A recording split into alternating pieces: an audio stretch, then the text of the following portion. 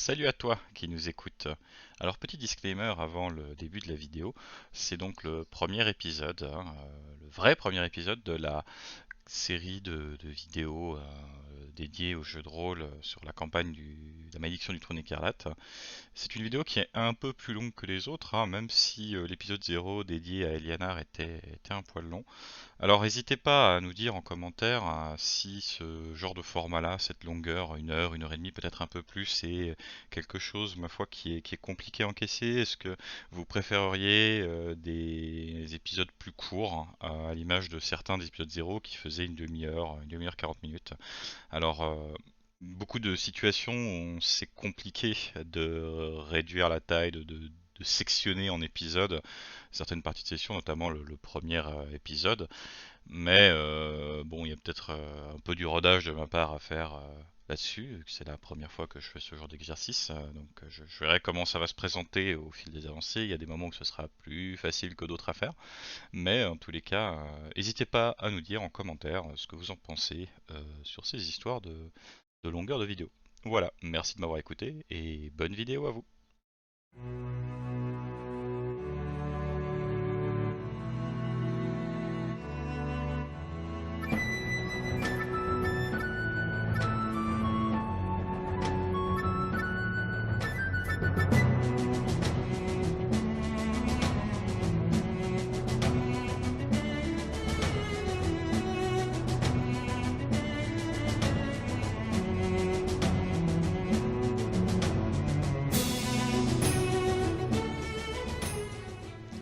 Eh bien, bonjour tout le monde. Bonjour à tous, on se retrouve cette fois avec toute l'équipe. Bonjour l'équipe. Mais bonjour. Bonjour. Bonjour. Oh. Salut le Hein. maître. Donc Bonjour.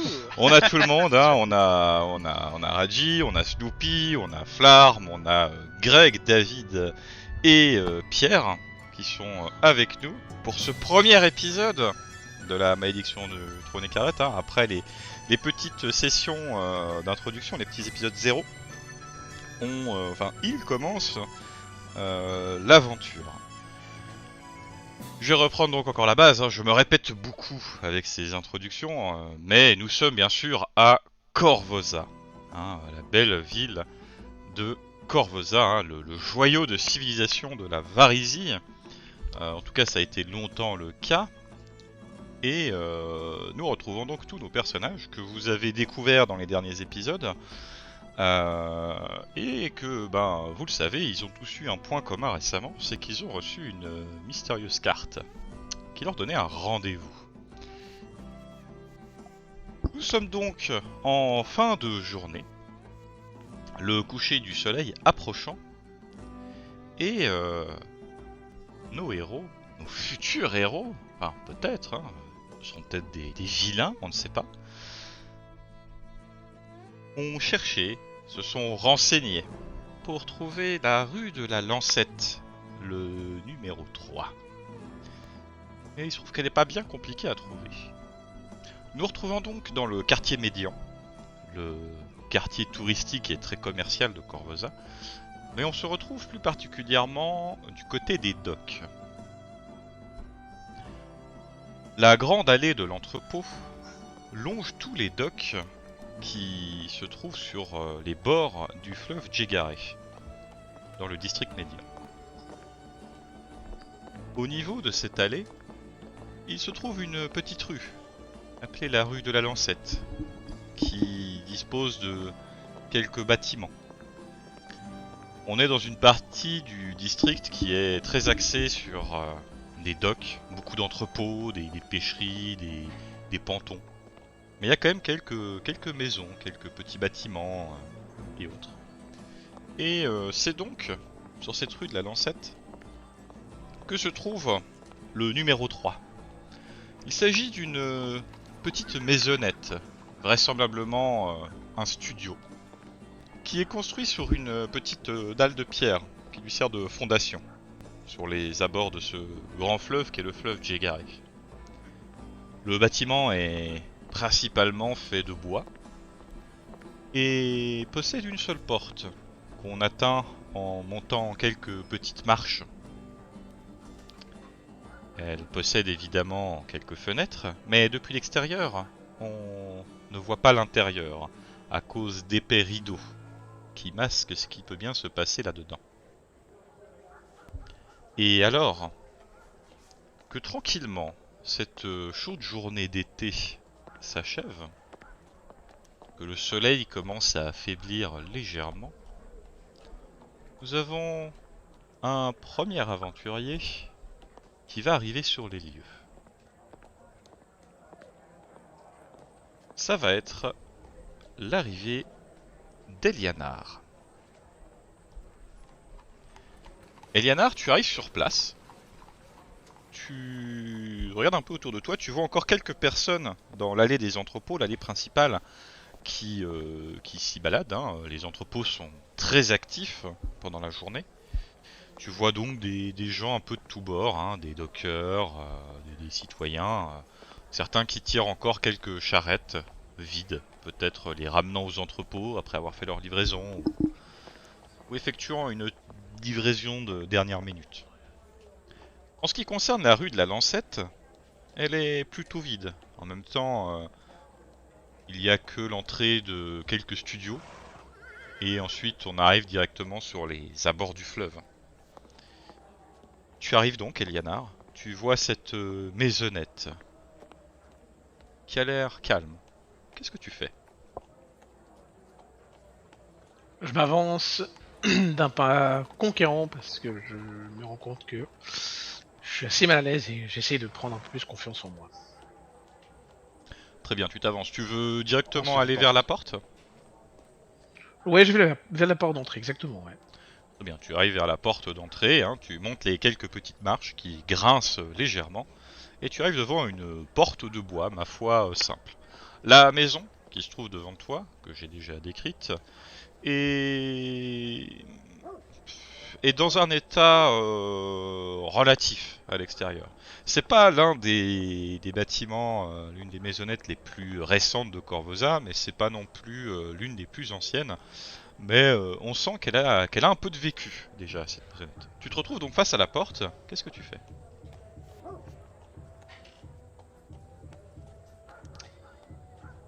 J'essaie de percevoir, de faire un peu ce que je...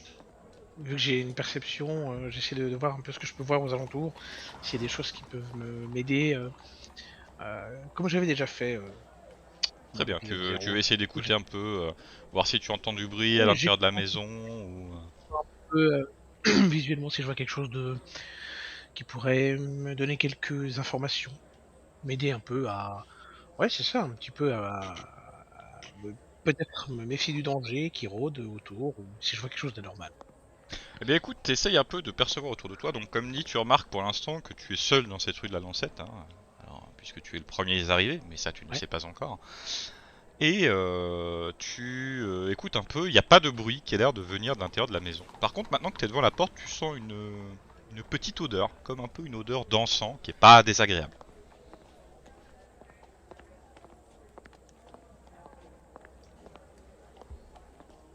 Ok.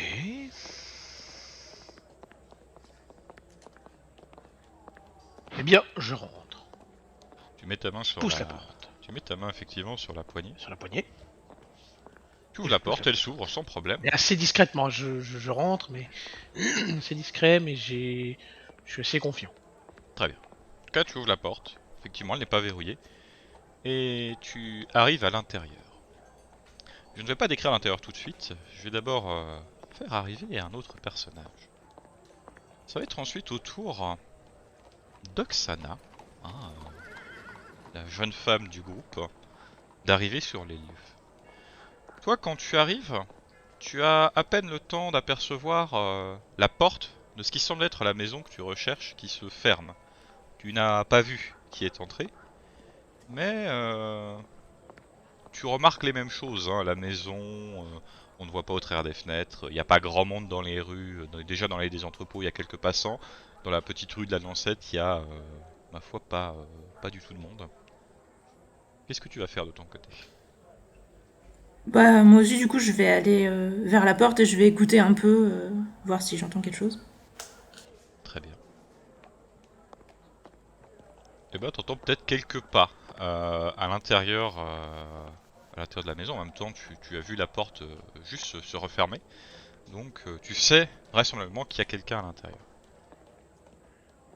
Bah, du coup, j'attendrai bien de voir ce qui se passe. Si j'entends ce qui se passe à l'intérieur, autant attendre. Très bien. Pour l'instant, tu entends juste quelques pas, mais t'attends un petit peu devant cette porte. Et ça va être ensuite à un troisième larron d'arrivée.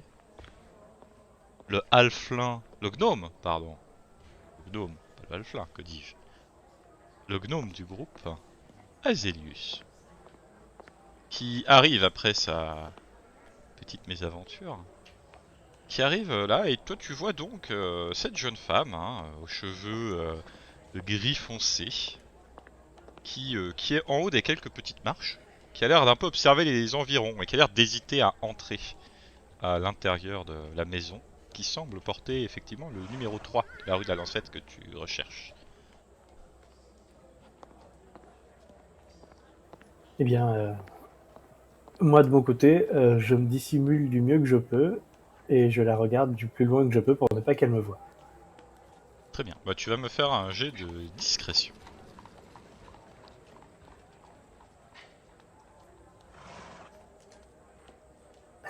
2.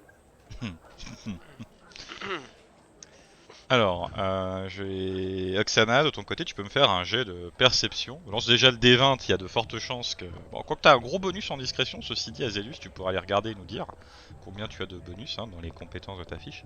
Et Oksana, pareil, tu peux jeter un D20. J'ai fait 5, donc ça va, je suis pas très douée non plus. Ouais, 5. Bah après, faut voir selon vos différences de bonus. Mais je crois qu'Azelius, t'as un très très gros bonus en discrétion, toi. Je te laisse vérifier ta perception. Je dois la voir, moi, Oksana. C'est où qu'il faut voir ça? Dans les compétences, ouais, tu as plus J'ai un 2 en bonus de perception. 10. Ouais. Donc effectivement, Azelius, tu te caches plutôt bien. Toi, Oksana, tu regardes un peu aux alentours, tu ne remarques pas le gnome. Euh, qui en arrivant, il t'a vu, lui, il s'est un peu planqué. Azelius, du coup, tu observes un petit peu la situation. Oksana, du coup, tu as attendu quelques instants. Est-ce que tu rentres ou est-ce que tu continues d'attendre un petit peu? Bah, moi, je voulais attendre d'entendre ce qui se passait à l'intérieur. Du coup, bah, si c'est toujours rien passé, j'attends toujours. A priori, tu n'entends pas de voix. Parce que de ton côté, Elianar, tu es arrivé donc dans la pièce. Je vais décrire maintenant un peu cet intérieur. Tu t'es retrouvé dans la salle principale de cette maison, d'ailleurs la seule véritable salle de ce grand studio, on va dire, qui est un confortable salon, qui est rempli d'une légère brume au parfum de fleurs et d'épices, issus de bâtonnets d'encens qui se consument sur des brûleurs muraux, sculptés en forme d'elfes aux ailes de papillon. La fumée adoucit les angles de la pièce et lui donne un air plus onirique. Les murs sont drapés de tapisseries brochées, dont l'une représente une bête au crâne noir jonglant avec des cœurs humains. Une autre montre deux anges qui dansent au sommet d'une montagne enneigée. Et sur le mur du fond, une troisième tapisserie représente une grande silhouette encapuchonnée et enveloppée de brume, tenant une épée flamboyante dans sa main squelettique. Le sol, quant à lui, est recouvert de tapis aux couleurs vives, et les seuls meubles de la pièce sont une table de bois qui est couverte d'une nappe d'un rouge vif et plusieurs chaises assez élégantes à haut dossier. Il y en a 7 en tout. Tu remarques également un papier qui est sur la table, ainsi qu'un panier couvert d'un carré de tissu bleu qui se trouve sous cette table. Qu'est-ce que tu fais, Eliana? Je m'approche un peu de la table, j'essaie de lire un peu ce qu'il y a sur le papier. puis en même temps je jette un peu un œil furtif pour voir si je peux découvrir quelque chose du panier, s'il y aurait des coins du panier qui seraient pas recouverts par le tissu comme il faut. Enfin, j'essaye un peu de voir tout ce que je peux. De ce que tu à la aperçois hâte. de vite fait en approchant de la table, hein, c'est que tu remarques apparemment il y a l'air d'y avoir du pain et quelques bouteilles dans le panier. En tout cas, tu arrives aux côtés de la table, donc toi, Oksana, qui est derrière la porte et qui écoute un peu à la porte, hein, on va dire, tu entends donc les bruits de pas qui s'éloignent un peu du pas de la porte. Et toi, Elianar, tu prends le papier. Et effectivement, c'est un bête papier avec quelque chose d'écrit à la main dessus, qui dit la chose suivante. Merci d'être venu. J'ai dû m'absenter un instant, mais je serai vite de retour. Asseyez-vous, et asseyez-vous en attendant. Il y a du pain et des boissons dans le panier sous la table. Servez-vous.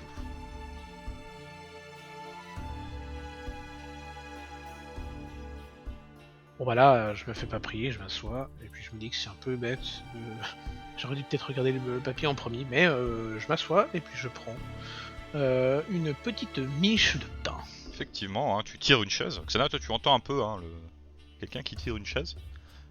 Et tu prends le panier, tu le mets sous la table, effectivement, tu enlèves le petit carré de tissu et tu vois à l'intérieur effectivement qu'il y a des miches de pain, il y a quelques petits gobelets et une bouteille qui a l'air de contenir visiblement du vin.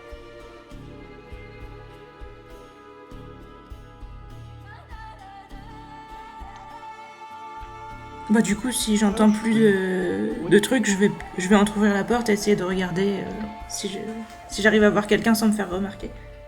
Alors tu vas faire un jet de discrétion du coup, et je vais faire un jet de... Aliénar va faire un jet de perception. On sait tous les deux un 6. 6. Et toi Aliénar? 8. 8. Alors quel est ton degré de discrétion dans tes compétences, Oksana?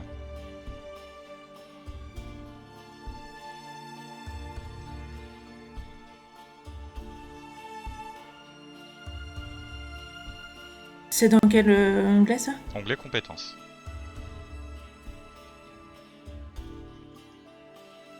En tout cas, toi tu es donc... -2. Ah, -2.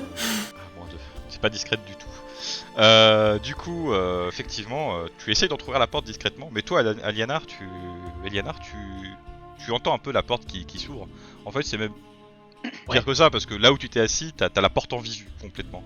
Donc même si t'es en train un peu peut-être de retirer la bouteille, les quelques gobelets du panier, tu vois la porte qui s'entrouvre et tu vois peut-être la bouille d'une jeune femme, voilà, aux cheveux gris sombres, qui essaye un peu de fureter à l'intérieur. Et puis vos regards se croisent en fait, hein, vous voyez l'un l'autre concrètement.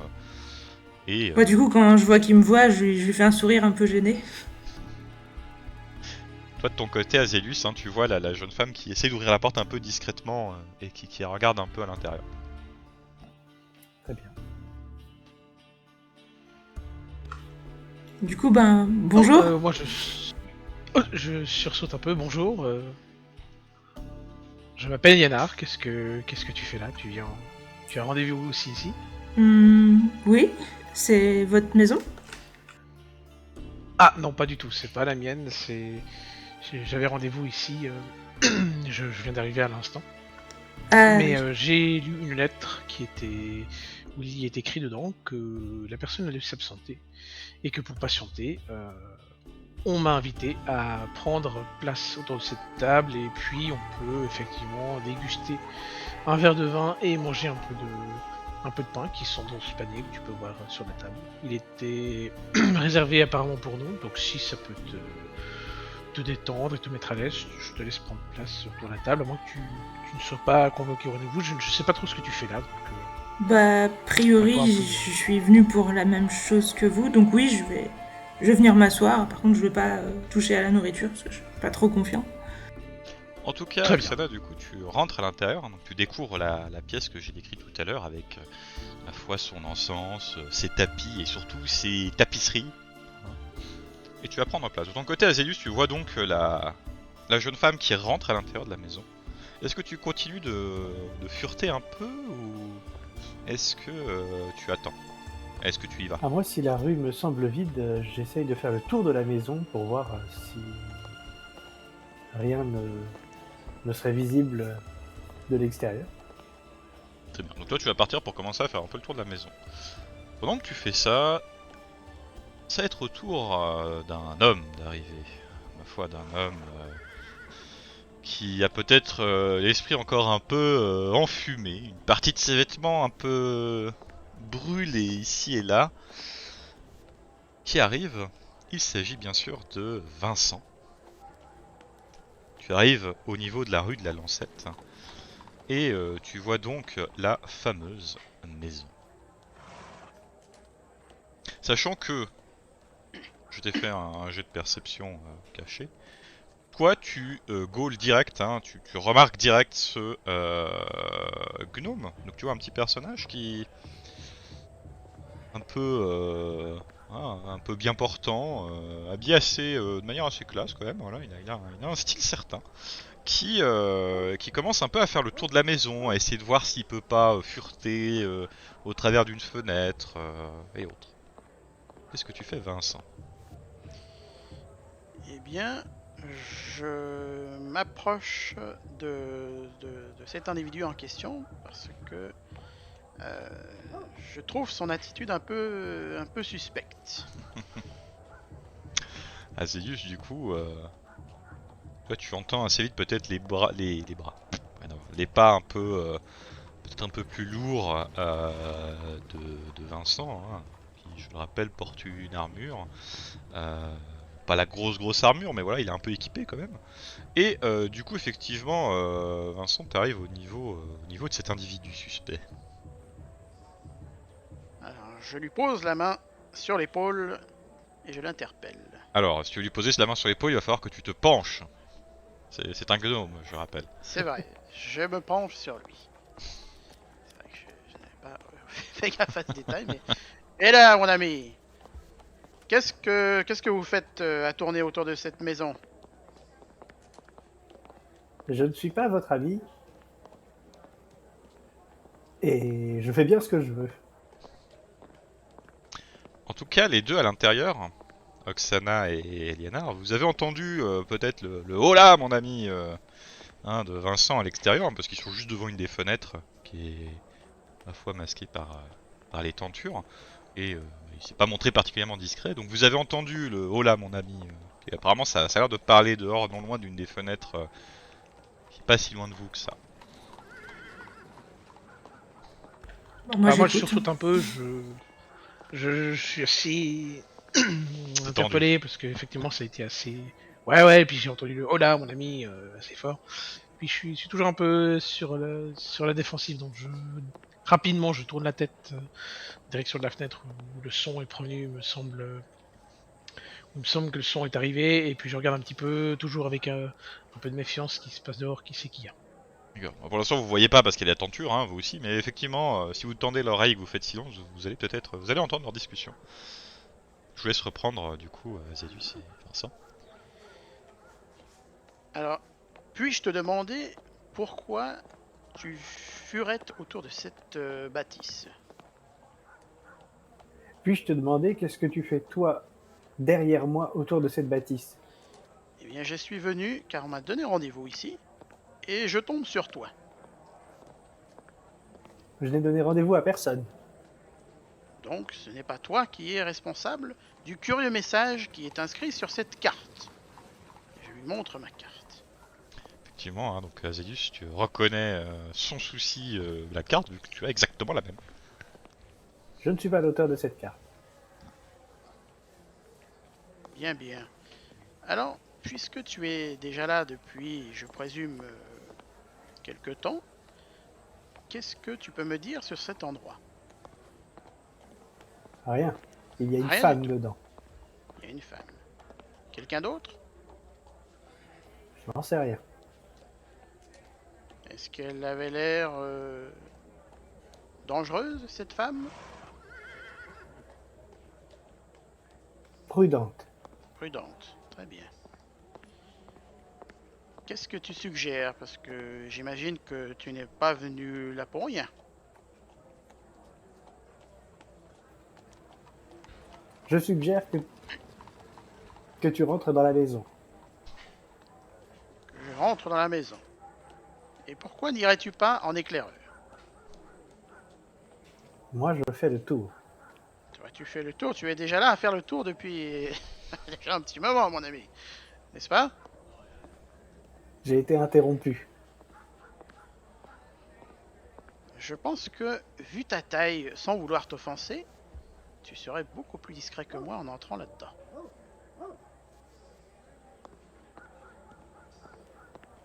Je pense que vu ma taille, sans offense, si j'avais pu être discret, je ne me serais pas fait repérer. Ceux à l'intérieur, si vous voulez réagir en leur gueulant quelque chose, hein, On peuvent entend vous tout ce qu'ils entendre. disent. Ouais, ouais, vous entendez tout. Ils sont juste devant la fenêtre, donc ils sont pas très loin. C'est puis Bon, du bon, coup, je vais l'isolation de ces me, bâtiments à cette époque-là, c'est pas ce qu'il y a de plus terrible. je vais me lever, je vais me rapprocher de la fenêtre et puis je vais vous dire, bon, bah, pour la discrétion, c'est foutu, hein. Effectivement, du coup, vous entendez une voix qui a l'air de venir de derrière la fenêtre. Bon, il y a toujours la tenture, mais vous entendez une voix féminine hein, qui a l'air de vous parler depuis l'intérieur en haussant un peu le ton. Alors moi, je chuchote. Moi, je me Ça rapproche aussi de la fenêtre parce que ça m'intéresse. Pardon, ma bonne dame, je ne voulais pas vous déranger. Non, non, vous me dérangez pas. Est-ce que nous pouvons éventuellement vous rejoindre à l'intérieur? Y voyez-vous un inconvénient? Absolument pas. A priori, c'est le but. Très bien. Alors, que dites-vous Rentrons-nous par la fenêtre d'entrer, ou par la porte?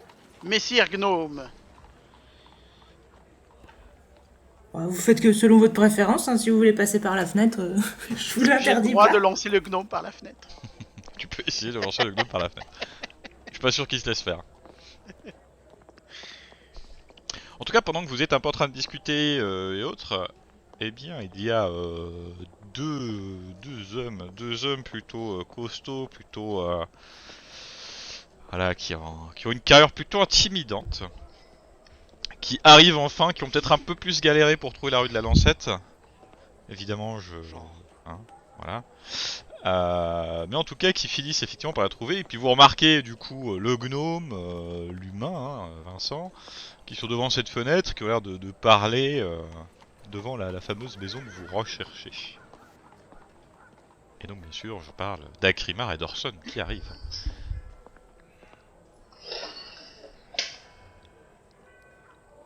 Orson, Ouais, j'aime pas ça. moi non plus. Après, c'est des gens qui discutent dans la rue. Hein. Ah bon? Je veux dire, Ils sont en train de se- ils sont devant une des fenêtres d'une maison, mais concrètement, vous êtes dans la rue. Donc des gens qui discutent dans la rue, c'est pas non plus ce qu'il y a de plus étrange dans une ville. Oui, Il y a déjà beaucoup de monde approche-nous et on autour de verra cette ce qui se maison. passe. Dis-moi, Gorom, t'aurais pas conféré un sort qui pourrait nous conforter dans l'idée qu'on tombe pas dans un traquenard?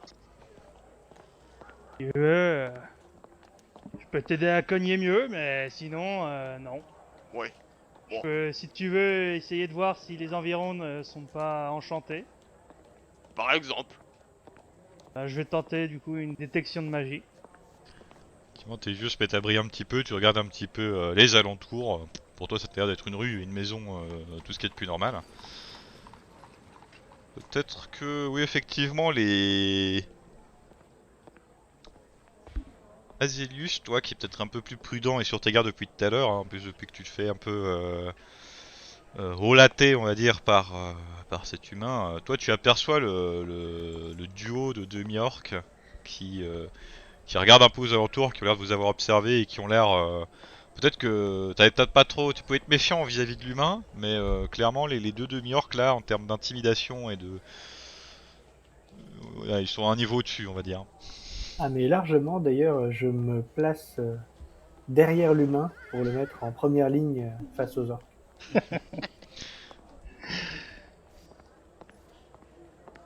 Et là, qu'est-ce qui se passe? Parce que je constate que mon compère Gnome a changé d'attitude. Qui se planquent derrière toi. Je n'aime pas les orques. Petite question, nous, on les a vus ou pas Oui, oui, vous Gnome les et avez humains, vus, ou c'est pas les deux personnes qui discutent à côté de la maison Ok. au niveau d'une des fenêtres. Donc, vous les avez En complètement... tout cas, d'un point de vue magique, il n'y a rien de suspect ici. On peut Dis-moi, tu continuer. l'as vu ce gnome se cacher comme un lâche?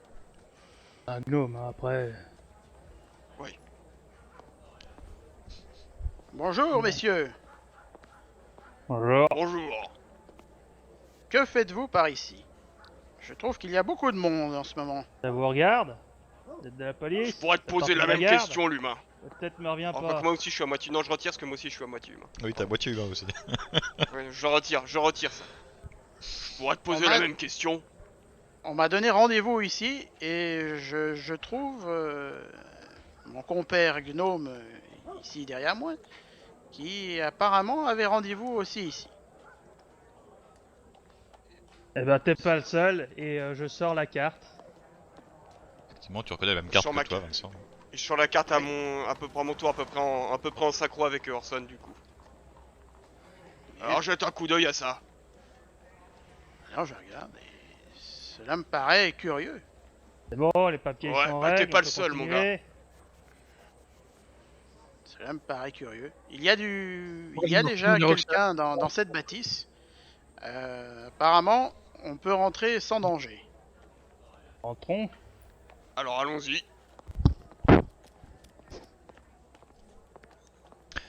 Azelius, tu suis le mouvement? De quelques pas. Très bien. Je les laisse tous d'abord rentrer, puis je rentre à petits pas. En tout cas, Ouais. vous allez donc tous rentrer les uns après les autres. Vous allez découvrir cette maisonnette, son intérieur, ses tapisseries, son ambiance, un peu onirique. Vous allez voir du coup, ma foi, le demi-elfe et la jeune femme. Donc le demi-elfe d'ailleurs est déjà installé, déjà déjà un peu déballé le panier, peut-être sorti la bouteille. Est-ce que tu t'es servi un verre, Eliana? Voilà, qui est déjà Et là, bien installé. Ah, mais bonjour. Oui, c'est ça, je suis bien installé, puis... À ce, Tiens, À ce à que je vois, on se la refuse table rien. est... c'est bon. Ah oui, Ouais, la ouais. table a l'air bien garnie. Hein. Que vous rentrez tous les uns après les autres dans cette maisonnette. Et que Allez. je vois que il y a déjà une personne à tabler, bah je vais m'attabler aussi, puis servir un verre. bah s'il reste de la place, Je vois que vous êtes tous venus pour le même rendez-vous, apparemment. Apparemment. Apparemment. on dirait. Le vin est-il bon?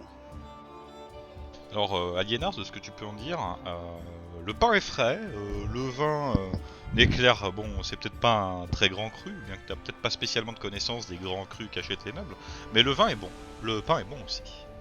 Ah, Il manque plus que eh les bien, eh bien, cela vous dirait-il de trinquer, puisqu'on est tous réunis ici? À ce condition que le rendez-vous. vin soit bien corsé, pas de problème.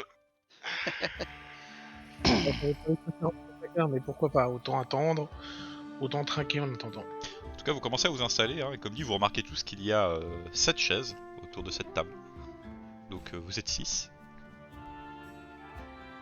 Alors moi, je prends la chaise la plus éloignée des orques. Les demi-orques. Je t'avais dit que je le sentais pas celui-là. Ouais, je t'ai dit, c'est un gnome. Et je demande à tout le monde, l'un de vous est-il l'hôte de ces lieux? Absolument, Absolument pas. Non. À ton avis? Je crois que surtout qu'on est tous invités par l'hôte de ce lieu qu'on ne connaît pas. C'est l'explication qui se tiendra le mieux.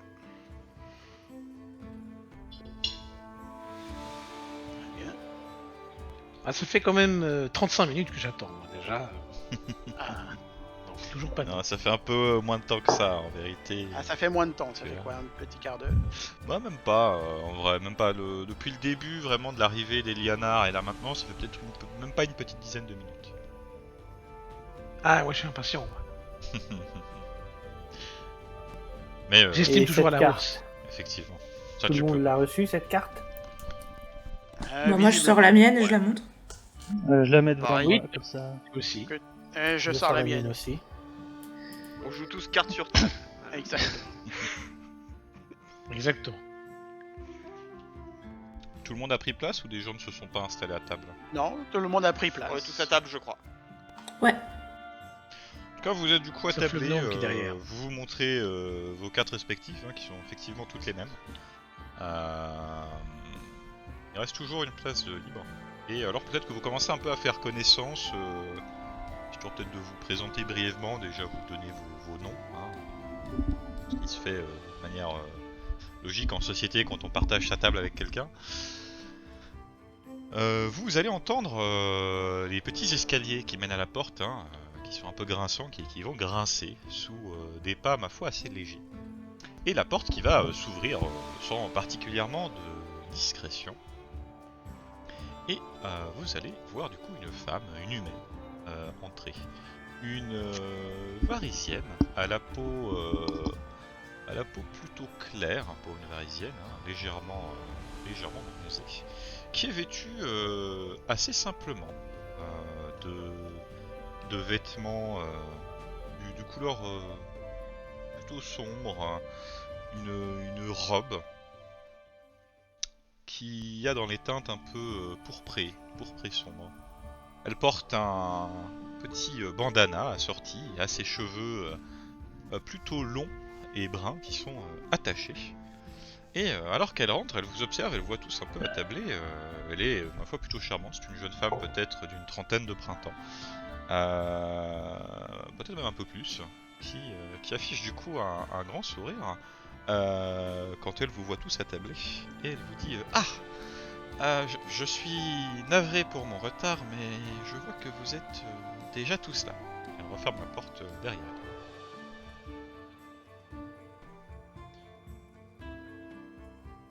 Et là, je me lève pour saluer cette gente dame. Ah, c'est beau ces manières. Ah oui. Moi, je me lève pas, je la salue depuis la table. Je la remercie. Merci pour l'invitation de nous avoir apparemment accueillis. Je suis un peu surpris parce que je ne m'attendais pas à avoir tout ce monde avec moi, mais Je croise les bras sur cas- ma poitrine et je l'observe. Moi, je lui dis bonjour tout en restant assis. Moi Ouais, aussi, de toute façon, je dis juste j'en suis bonjour. Juste un petit grognement et je lance un regard en même temps, salut, mais en même temps dubitatif. Enfin, dans l'expectative. Très bien. En même temps méfiant et un peu... En tout cas, donc elle referme la porte derrière elle, et puis elle commence à s'approcher de la table, de la chaise qui est libre notamment, et qui va du coup tirer la chaise et qui va venir s'installer avec vous. Hein. Donc elle est pas spécialement grande, elle a pas l'air du tout menaçante, hein. Au contraire, elle est plutôt avenante. Elle prend place, elle vous observe un peu tous à nouveau et elle vous dit eh bien merci d'être tous venus et d'avoir répondu à mon invitation fort peu conventionnelle. Voyez-vous, j'ai des raisons de me cacher. Un homme terrifiant veillerait à ce qu'il m'arrive malheur hein, s'il savait que je cherche de l'aide. C'est un homme que vous connaissez, car il a fait des choses terribles à chacun d'entre vous. Je veux bien entendu parler de Gaed Rennam, cet homme dont la cruauté et le talent pour détruire la vie de tous ceux qui l'approchent n'ont d'égal que son habileté à éviter toute représaille. Et comment tu peux savoir ce qu'il nous a fait? Elle affiche un sourire assez Comment tu énigmatique. nous as trouvé? Eh bien, elle va fouiller dans sa besace et elle pose sur la table un paquet de cartes. Un jeu de cartes qui ont l'air d'être un peu des cartes qui ont les mêmes bordures que les vôtres. Et d'ailleurs, au moment où elle le pose, vous vous rendez tous compte de quelque chose. Hein. Vous avez peut-être posé vos cartes sur la table et autres. Toutes vos cartes ont disparu. Et vous ne l'avez même pas remarqué. Hein. Là, vous vous rendez compte quand elle pose le paquet, vous regardez un peu. Vous les avez peut-être même sous les yeux, elles ont disparu complètement à votre insu, les cartes. Eh bien, disons que le jeu du tourment m'a beaucoup aidé. Le jeu du tourment, qu'est-ce que c'est que ça? Je vois à vos regards un peu dubitatifs que vous ne connaissez pas. En même temps, c'est une coutume varisienne et les gens de cette ville n'aiment pas trop nos coutumes. Eh bien, c'est un jeu de tarot qui est utilisé par de nombreuses diseuses de bonne aventure pour lire le passé, le présent, le futur. Je sais que pour beaucoup de monde, il s'agit de choses de charlatans. Mais les faits sont là. Elle affiche à nouveau son soin un peu énigmatique. Je sais ce que Gaedren vous a fait, à tous. Et j'ai pu vous inviter ici. Et ce, grâce à ce jeu de cartes. Comment être sûr que tu dis Vraiment vrai? Eh bien, votre présence ici finalement est une preuve suffisante en soi, mais effectivement je pourrais vous en dire plus. Par exemple, les deux frères de Miork, ah oui car ils sont frères, là elle sourit un peu aux autres, ont été malmenés par Gaedren. Je sais qu'ils ont passé une grande partie de leur enfance avec eux, avant que l'un ne devienne garde et l'autre mercenaire. Ou encore, par exemple, notre cher ami Gnome, dubitatif, qui a eu quelques soucis de justice à cause de Gaedren. Je pourrais continuer, mais ce n'est vraiment nécessaire.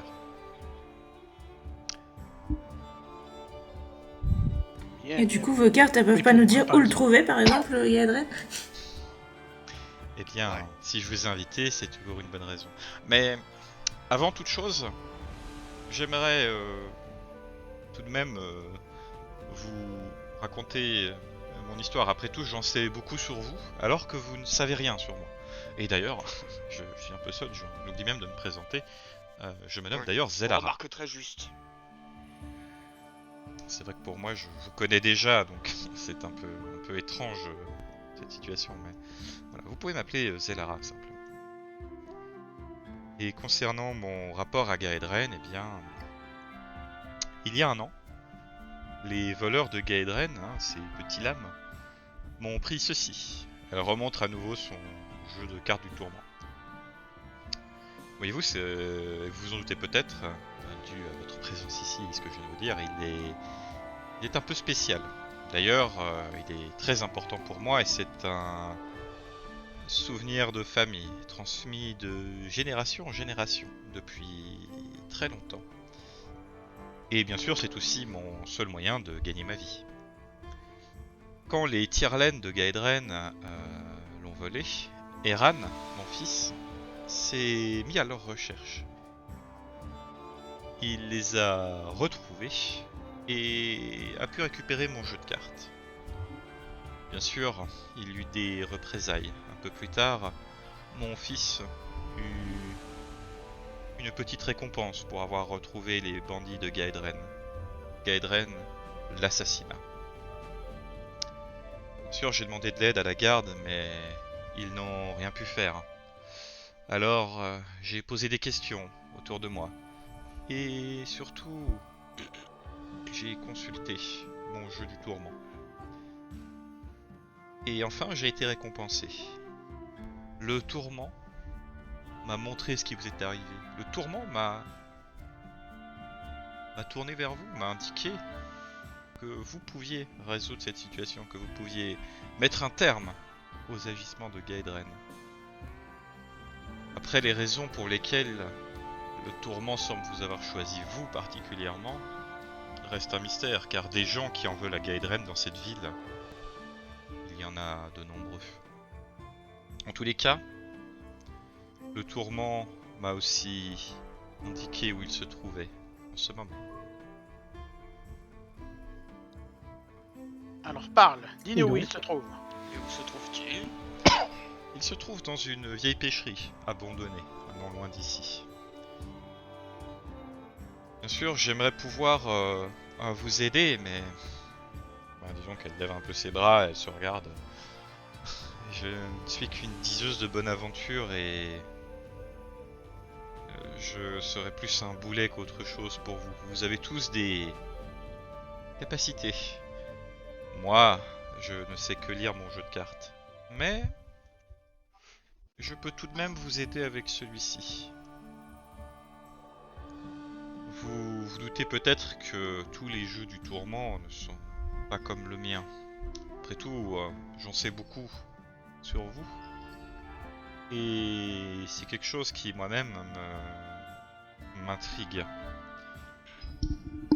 Le tourment, voyez-vous, est quelque chose de particulier. De très nombreuses diseuses de bonne aventure varisiennes utilisent des jeux similaires, mais bien sûr, à part prédire l'éventuelle arrivée d'un amour qui n'arrive jamais, elles n'en font pas grand-chose. Moi et mes ancêtres, nous avons un rapport différent avec ce jeu de cartes. Nous voyons des choses. Nous apprenons des choses. Et je peux peut-être mettre ce savoir à votre service. D'autant plus que j'ai le sentiment que le tourment ne m'a pas indiqué vos personnes de manière hasardeuse. Elle vous a... J'ai le sentiment que le tourment vous a réunis pour quelque chose d'autre. Si vous le permettez, avant que je ne vous indique l'adresse exacte où se trouve Gaedren et que vous puissiez aller lui donner ce qu'il mérite, j'aimerais tirer les cartes pour vous permettre éventuellement d'en apprendre plus sur ce qui pourrait vous arriver. Attendez. Oui. Est-ce vous ou votre jeu qui nous avez contactés? Cette carte est apparue dans mon sac, sans que qui que ce soit ait pu mettre la main dedans. La mienne est apparue dans ma manche. La mienne dans ma botte. Eh bien, je ne pratique aucune magie, si Moi c'est cela votre également. question.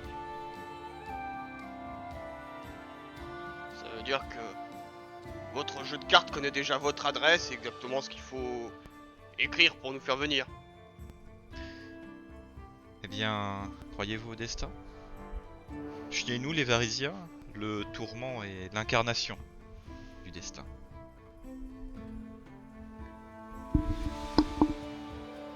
Qui a envoyé cette carte? Elle hausse ses épaules, puis elle glisse ses yeux sur son jeu de cartes, toujours sur la table. Eh bien, le tourment m'a montré vos personnes, et je dirais que c'est le destin qui vous a appelé.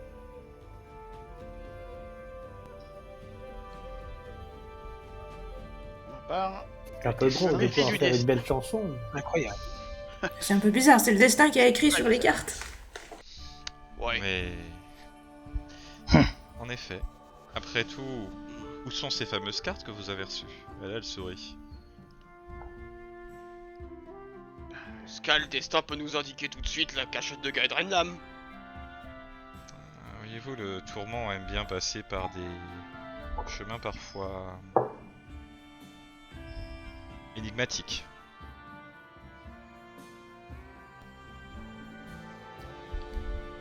Et est-ce le destin qui m'a fait basculer en arrière avec mon ennemi lors de ma dernière confrontation également? Elle hausse ses Est-ce que vous épaules. pouvez répondre à ça? Je ne suis pas omnisciente. Je ne peux que supposer qu'il peut s'agir effectivement du destin, d'une maladresse qui vous a porté chance éventuellement.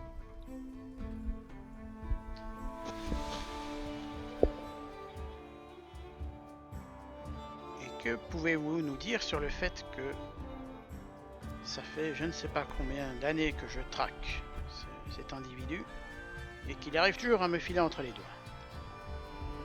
Ça, malheureusement, je n'en sais rien. Comme je vous l'ai dit, et comme vous le savez, Pas plus Gaedren d'informations. a l'habileté d'éviter les choses, mais cette fois, j'ai bon espoir que ça n'arrive plus. Quant à la raison pour laquelle certains d'entre vous le cherchent depuis tant de temps, et que aujourd'hui soit le moment où le tourment m'a indiqué où vous étiez les personnes et que vous alliez venir, eh bien, c'est ce qui me fait penser qu'il y a peut-être quelque chose d'autre. En consultant mon jeu de cartes ces derniers temps, j'ai eu des sensations que quelque chose d'autre se prépare. Et d'une manière ou d'une autre, le tourment semble indiquer que vous y serez lié. Mais j'imagine que, et surtout je vois sur certains de vos visages que parmi vous il y a des sceptiques et c'est bien normal. Même si parmi vous je sais qu'il y en a certains qui sont usagers à user de magie de manière consciente ou là elle tourne son regard vers Roxana de Faut que je manière détourne un peu les yeux. inconsciente. La magie et les dieux sont parfois imprévisibles. Est-ce peut-être un dieu qui se trouve derrière le tourment et qui agite le destin? Est-ce autre chose? Ça, je ne saurais le dire. Et là, elle commence un peu à mélanger son jeu de cartes. Mais je vous propose de vous donner une preuve de ce que j'avance, que ce n'est pas qu'un tour de passe-passe et que il y a vraiment quelque chose avec ce jeu de cartes. Allons-y, qu'est-ce qu'on a à y perdre après tout? Là, du coup, donc elle mélange ses cartes et elle va commencer à en sortir quelques-unes.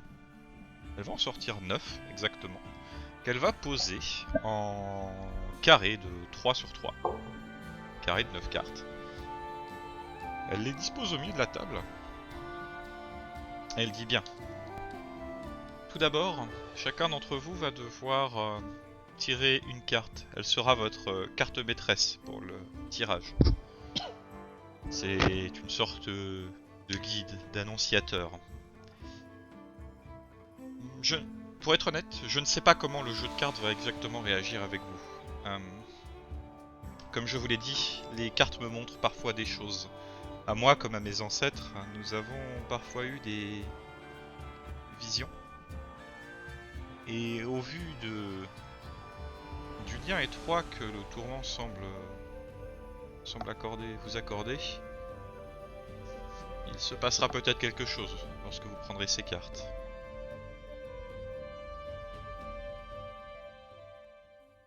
Messire Elfe, je vous laisse la première manche. Oh non, je vous laisse tirer plutôt. Je lève les yeux au ciel et j'en prends une. Très bien. Pareil. Alors, on va commencer déjà par Orson, qui lève les yeux au ciel, qui tend la main, qui attrape l'une des cartes. Orson, tu prends la carte, tu la retournes et tu la regardes. Tu vas voir la carte du pan. C'est une carte qui représente un animal qui a un aspect grotesque de volaille, un peu comme ce que devrait être un pan, à la différence que celui-ci n'a pas les plumes caractéristiques de cette créature plutôt majestueuse. Non, cette créature possède des écailles par endroits, des ailes de dragon, plusieurs queues.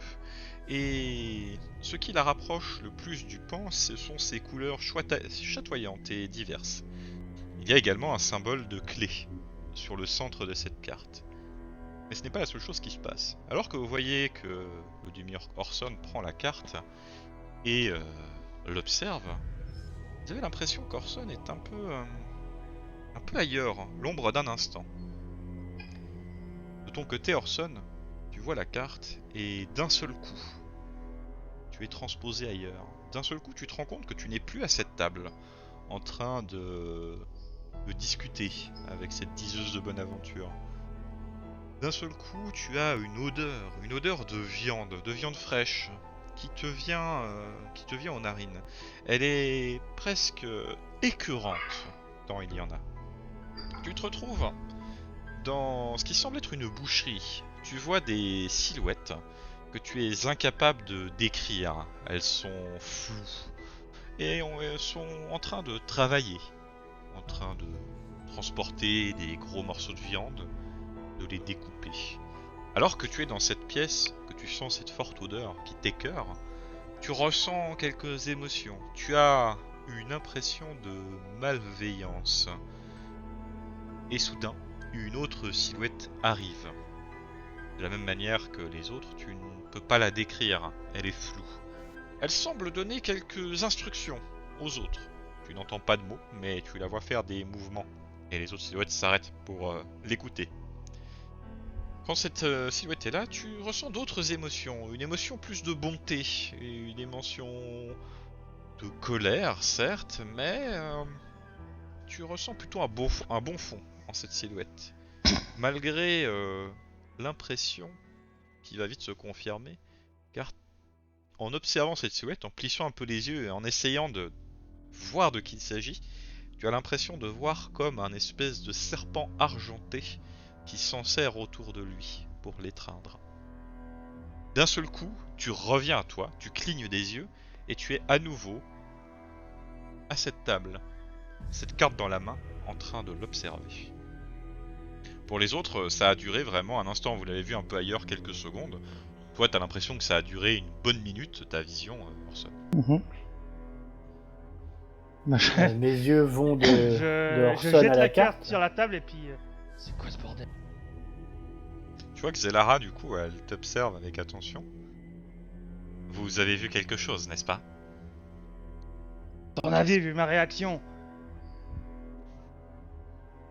Qu'est-ce qui vient de se passer exactement?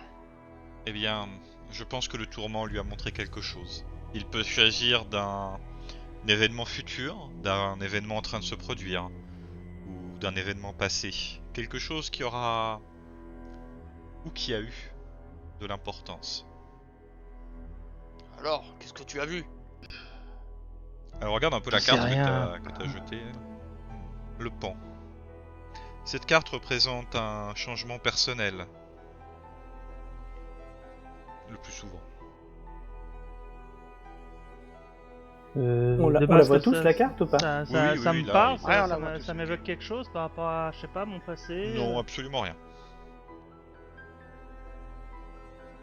J'en sais rien là. Tout ce que j'ai vu était flou et... par une odeur récurrente et quelques silhouettes...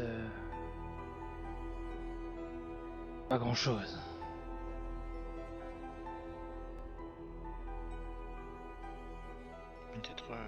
Peut-être avez-vous trop bu, messire? Zelara, elle a un air plutôt sérieux elle, sur son visage. Je ne pense pas que c'est à cause de la boisson. Comme je vous l'ai dit, ces cartes montrent des choses à moi et à mes ancêtres. J'ai souvent tiré le tarot pour des gens, c'est mon gagne-pain comme je vous l'ai dit plus tôt. Mais aucune personne qui a tiré sa carte maîtresse, je dis bien aucune, n'a jamais eu de vision. Elle tourne son regard vers les autres, comme pour voir si un autre veut tenter de tirer sa carte maîtresse. Voyons ce que ce tourment a décidé de me montrer. Très bien. En tout cas, les demi-orques ont l'air très courageux, ou inconscients, c'est à voir. Akrimar, du coup, Je pense que tu c'est prends plus le l'une, deuxième. tu prends l'une des cartes, tu la retournes, et toi, tu as la carte de l'avalanche. Alors, c'est une carte qui, comme celle d'Orson, a un symbole de clé. Mais cette fois, la clé se trouve en bas à gauche de la carte. L'avalanche, le dessin qui se trouve sur la carte, représente un abord de montagne où des pierres tombent, de la neige coule. On remarque des silhouettes, des dessins d'humains qui sont pris dans cette avalanche et qui se font littéralement engloutir par la montagne. Et tout comme Orson, vous les autres, vous voyez que Akrimar a un petit instant de... petit moment où il est ailleurs. Et toi aussi, Akrimar, d'un seul coup, tu vas te retrouver ailleurs. D'un battement de cils, tu es au milieu des rues. On dirait bel et bien les rues de Corvosa. Mais tu sens autour de toi une chaleur intense. Tu commences à entendre des cris, des appels à l'aide, les cris d'une foule en colère. Les hurlements des hippogriffes de la Compagnie du Sable te font lever les yeux. Tu les vois s'effondrer, tomber, s'écraser sur des bâtiments en flammes. Des bâtiments qui commencent à s'effondrer eux aussi. Tout autour de toi, le monde s'écroule. Et tu reviens à toi. Qu'est-ce que c'était que cet enfer? T'as vu? J'ai pas vu la même chose que toi, mais... J'étais dans les rues de la cité. On entendait des gens hurler. Il faisait très très chaud, je pense que ça devait brûler. Par ici. Et les gardes, c'est les guignols qui sont montés sur leurs hippogriffes, là. Ouais, je vois, ouais. Bah, ils étaient en train de tomber. Ils faisaient moins les fiers quand ils chutaient de leur monture.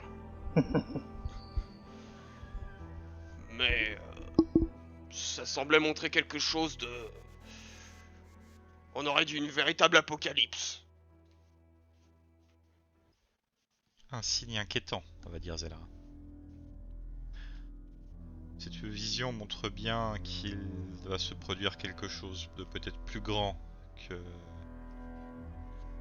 nous. Alors, C'était regarde. plus grand que moi en tout cas.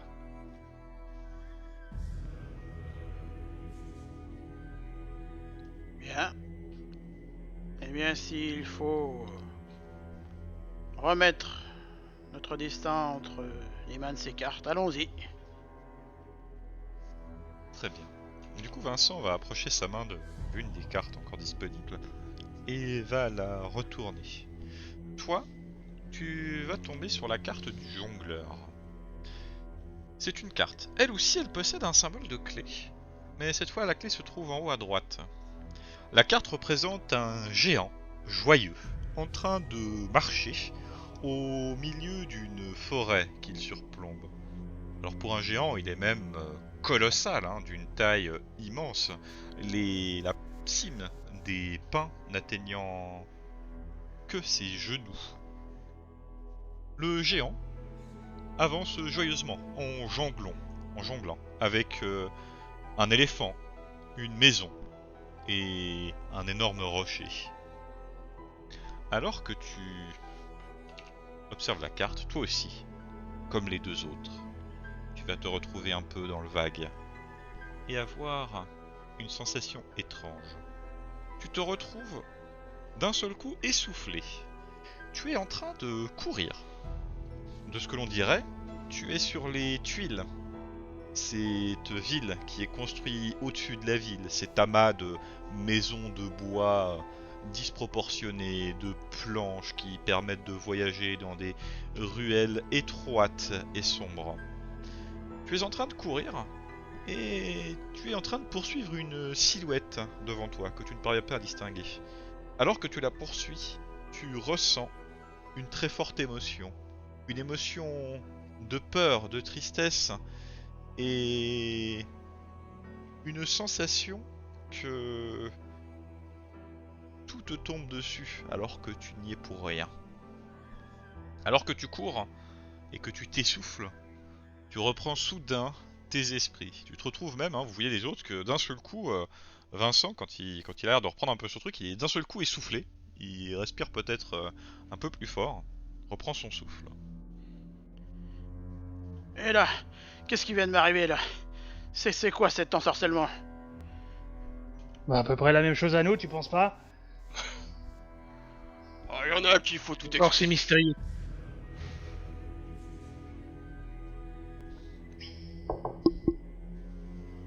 Vous voulez partager avec nous ce que vous avez vu? Je ne sais pas, c'était très très diffus, mais j'ai eu l'impression de poursuivre quelque chose. Je ne sais pas du tout où c'était, mais je sais pas. C'est diffus. Je ne comprends pas ce qui vient de se passer. Eh bien, déjà 3 d'entre vous ont eu des visions. Pour moi, il ne fait plus aucun doute. Le tourment vous a choisi pour quelque chose. Bah du coup, moi je vais en prendre une aussi. Du coup, la jeune femme, Roxana, va approcher sa main de l'une des cartes et va la prendre. Tu la retournes et tu tombes sur la carte du serrurier. Elle aussi possède un symbole de clé qui se trouve au centre, à gauche de la carte. La carte représente un homme encapuché d'une cape verte. Ce dernier possède des clés dans ses mains et semble être en train de crocheter une serrure. Alors que tu vois cette carte, toi aussi, tu vas avoir une vision. D'un seul coup, tu ressens la froideur, le silence. Tu es dans une pièce sombre. Tu entends tout de même le clapotis de l'eau sur les abords. Dans la pièce, principalement faite de bois où tu te trouves, il y a une espèce de fosse où on aperçoit le bord peut-être d'un lac, d'une mer, d'un fleuve. Tu ne sais pas trop. Mais en tout cas, il y a l'eau qui remonte un peu, qui fait quelques petites vagues. Ce qui va le plus attirer ton attention dans cette pièce, c'est le système de poulies et de chaînes que lorsque tu les observes, te semblent menaçantes. Tu te sens soudain mal à l'aise. Et cette sensation s'exacerbe alors que tu remarques au bout de ces chaînes qui pendent au-dessus de cette fosse des pieds. Des pieds qui sont attachés à des menottes vers les chevilles. Mais la personne qui était attachée là, eh bien, il ne reste plus que ses pieds. Quelque chose a l'air de l'avoir attrapé et l'a arraché. Il ne reste qu'un moignon, un os brisé, sanguinolent. Et ce qui t'inquiète le plus, ce qui te terrifie le plus dans cette vision, c'est que ses pieds ne sont pas celles d'un homme, pas celles d'un adulte. On dirait plutôt ceux d'un enfant. Et tu reprends conscience. C'était au-dessus de l'eau qu'il y avait la poulie Tout à fait, et tout au-dessus ça. de la fosse. Ok. Bah du coup, j'ai l'air un petit peu perturbée. Tu vois que Zelara, Au vu de ton regard, ouais, au vu de son regard, elle a l'air pas bien. Zelara, elle te regarde, elle se penche un peu pour poser une de ses mains sur les tiennes et te demander si ça va. Toujours Bah, très avouante. je sais pas trop. Si je dois prendre ça comme une vision de l'avenir, c'est pas très engageant.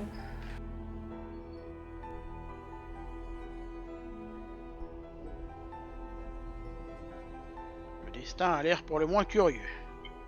Eh bien, je crains que si le destin ne réunisse un groupe de personnes, ça ne soit pas pour quelque chose de très joyeux, malheureusement.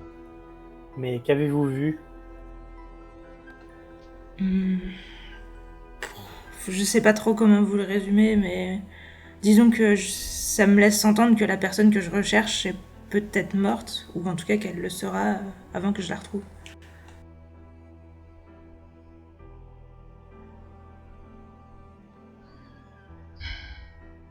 Ça n'a pas l'air très engageant tout ça. tant qu'à faire, je pense que je vais mettre la main à la pâte, pour ne pas dire tirer une carte. Attendez, C'est du Starret. j'aimerais lancer une détection de magie. Très bien. Écoute, tes yeux se mettent à briller. De manière Moi, très je obvious, regarde. le jeu de cartes est magique. Je lance un regard exaspéré au gnome. En fait, tu aperçois même, alors tu es incapable de dire quel sort il s'agit ou quoi. Mais en fait, quand tu vois les cartes, le jeu de cartes, hein, que cela, c'est pas Zelara ou autre, hein, mais quand on utilise la détection de la magie en général, on aperçoit des auras magiques comme des auras qui brillent un petit peu, de différentes couleurs ou d'aspects selon leur puissance et leur école de magie. Ici, les cartes t'éblouissent. Une puissance ahurie, quelque chose que tu n'as jamais vu. T'as peut-être pas tellement eu l'occasion d'observer des objets magiques puissants, mais pour les trucs très simples que tu as pu observer, c'est vraiment une aura très faible, qu'on remarque, mais qui est pas dérangeante. Ici, t'es presque même obligé de fermer les yeux, tant la puissance magique qui est dégagée par ces cartes est de manière absurde puissante. Une absurdité totale, tant elles sont puissantes. Tu arrives quand même à définir que c'est une aura de divination, d'une puissance extrême. Et il s'agit de la même aura pour toutes les cartes. Oui, l'aura est liée au jeu de cartes. Alors, est-ce que ce jeu de cartes est-il magique? En tout cas, vous voyez que le gnome il observe un peu les cartes, puis il détourne même le regard, il ferme un peu les yeux et cligne des yeux tellement ça lui pique les yeux de le regarder. Ce jeu de cartes est pour le moins exceptionnel. Et oui, je vous l'ai dit. Mais pas de malice, pas de nuisance apparente. Bien, c'est bon à savoir. Eh bien, je pense que je vais pouvoir tirer une carte dans ce cas-là. Très bien. Tu prends l'une des cartes restantes. Tu la retournes. Tu tombes sur la carte de la danse. Elle aussi, un symbole de clé, se trouvant en haut à gauche de la carte. La carte représente une femme aux vêtements de couleur froide, assez colorée dans les tons bleu froid, qui est en train de danser, une jambe en l'air. Dans une main, elle tient un sceptre, alors que dans l'autre, elle tient un ruban qui s'enroule tout autour de son corps, alors qu'elle danse et virevolte. Bien entendu, toi aussi, tu vas être un peu dans le vague. Et tu vas te retrouver d'un seul coup dans une pièce sombre. Tu ne vois pas grand-chose, mais tes membres sont bloqués. Quelque chose de visqueux et collant t'entoure. Alors que tu te débats, tu te rends compte que tu es pris au piège d'une toile d'araignée. L'endroit dans lequel tu te trouves est assez exigu. Et peu importe où porte ton regard, tu ne vois que des toiles d'araignée qui recouvrent cette pièce du sol au plafond. Tu constates la silhouette d'une créature à l'aspect humanoïde, mais ses nombreux yeux brillants dans l'obscurité te font penser qu'elle n'est pas humaine. Alors que ton regard se retrouve fixé sur cette silhouette, tu remarques une autre silhouette, celle d'une araignée presque aussi grande que toi qui s'avance lentement sur la toile, qui s'approche de toi. D'un seul coup, elle te mord violemment, mais tu ne ressens aucune douleur, non. À ce moment précis, tu reprends conscience. Alors, Messire Elf, qu'avez-vous vu? Rien d'évoquant, mais quelque chose de terrible. Là. Des araignées, encore des araignées. Cela me fait penser déjà à ce que j'ai pu voir dans le passé. Des araignées. Et une sorte d'emprisonnement dont je ne pouvais pas me défaire. Et apparemment, il semble que je sois victime d'une morsure d'araignée. Mais je ne peux pas en dire plus. Aucun autre indice. Cela signifierait-il que vous trouverez la mort prochainement? Eh bien, cela, nul Vous ne êtes peut le plutôt dire, même moi. optimiste, vous, non? Ce présage est effectivement sinistre, mais Ce voyez-le serait plutôt embêtant, comme un avertissement. Ça voudrait dire que toute la ville de Corvosa va tomber sous les flammes. Donc, espérons que ce soit pas le cas.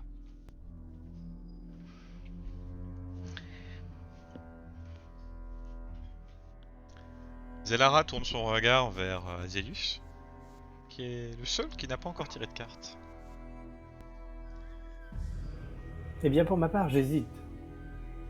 Tous ces présages ne sont pas forcément très encourageants. Et bien que on parle du destin,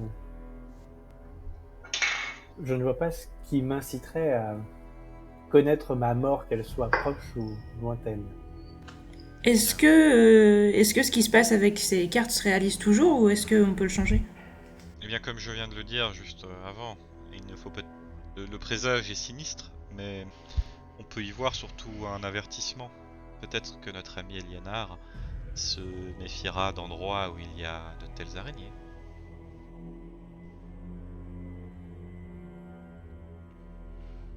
Bien, bien. Allez-y, qu'on en Je vais finisse. tenter ma chance. Très bien. Tu prends donc l'une des cartes. Il en reste. Du bout des doigts. Il en reste 4 au total. Elle en avait posé 9 pour rappel. Tu prends l'une des cartes, tu la retournes. Toi, tu vois la carte des corbeaux. C'est une carte qui représente ce qui semble être un épouvantail. Mais cet épouvantail, lui, est bel et bien fait de chair et de sang. De nombreux corbeaux sont perchés sur lui, en train de le picorer et de lui arracher des lambeaux de chair. Ici aussi, le symbole d'une clé se trouve sur la carte, au centre, en bas de celle-ci. Et bien entendu, tu vas avoir, toi aussi, une sorte de petite vision. Tu te retrouves soudain dans un endroit sombre. Un endroit visiblement caverneux. Tu regardes autour de toi et tu aperçois une énorme table taillée dans la pierre. Sur celle-ci, un amas de chair putréfiée s'y trouve. De nombreux morceaux de cadavres cousus les uns avec les autres pour former une créature d'une taille impressionnante, tel un golem. Alors que tu observes ce lieu, où tu remarques quelques outils chirurgicaux qui traînent ci et là, tu aperçois de petites silhouettes, comme de petites créatures de ta taille, qui vont et viennent autour de cette table. Ensuite, la silhouette d'un homme en robe sombre, encapuchonné, qui vient mettre quelques coups d'aiguille en plus à ce qui semble être sa création macabre. L'homme tourne son regard vers toi, bien que tu ne vois pas son visage qui est flou. Tu te sens soudain mal à l'aise, et ta vision prend fin, tu reprends connaissance. Oh mon Dieu. Qu'avez-vous vu? C'est lui qui m'a vu. Qui est lui? J'étais dans une caverne, il y avait une table.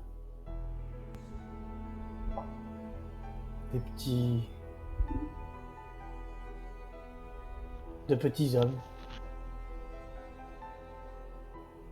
Et un grand qui m'a regardé et qui m'a vu.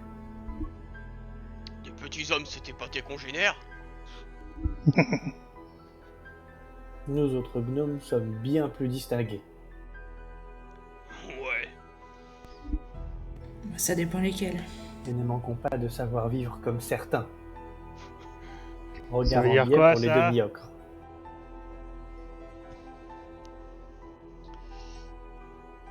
Eh bien, effectivement, votre vue semble... votre vision semble assez étrange. Vous dites que cette silhouette vous a vu? Oui, je suis sûr qu'elle m'a vu. Celle-là a l'air un peu perplexe, voire même un peu inquiète. J'aurais mieux fait de pas tirer cette carte. Vous avez eu la carte des corbeaux. Sinistre présage, les corbeaux. Effectivement, J'ai peur. cette carte représente pas tout le temps une bonne chose. En vérité, elle représente plus souvent la perte d'un objet ou d'un être aimé. Mais par la perte, pas dans le sens de l'avoir perdu, non, plutôt quelque chose qui vous a été arraché. Ou qui pourrait l'être.